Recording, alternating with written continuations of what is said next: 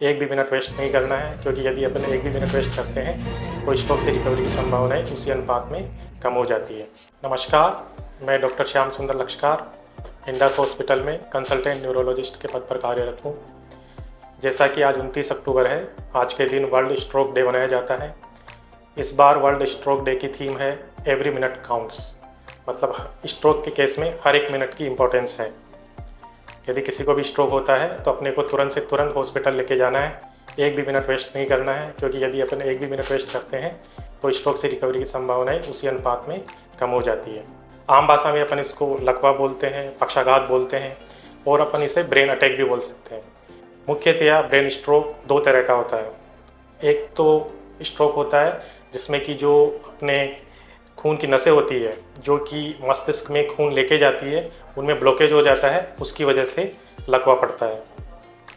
दूसरी तरह का स्ट्रोक होता है जिसमें कि खून की नस जो होती है वो फट जाती है। फटने की वजह से ब्रेन में जो रक्त है वो खून की नली से बाहर बह जाता है, उसकी वजह से लकवा पड़ता है, जिसे कि अपन आम भाषा में ब्रेन हेमरेज के नाम से जानते हैं। स्ट्रोक के लक्षणों को याद करने के लिए एक एक्रोनिम भी बनाया गया है जिसे अपन कहते हैं फास्ट। फास्ट में हर एक जो लेटर होता है वो एक स्ट्रोक के एक सिम्टम्स को इंडिकेट करता है। एफ से मतलब होता है फेस ड्रूपिंग, यदि चेहरा लटक गया है या फेशियल एसिमेट्री हो गई है, चेहरा टेढ़ा हो गया है, तो यह एक स्ट्रोक का लक्षण है।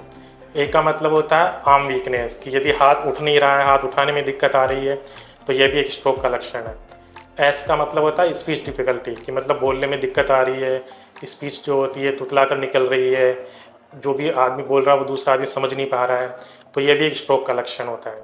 और टी का मतलब होता है इट्स टाइम टू एक्ट, मतलब इनमें से कोई भी लक्षण यदि मिलता है तो अपने को तुरंत एक्ट करना है, तुरंत ऐसे किसी हॉस्पिटल में मरीज को लेके जाना है जहाँ पर न्यूरोलॉजिस्ट हो, न्यूरोसर्जन हो, सीटी स्कैन की सुविधा हो, ताकि अपना समय वेस्ट ना हो और जो स्ट्रोक का ट्रीटमेंट है वो समय से चालू हो जाए और रिकवरी की संभावनाएं बढ़ जाए।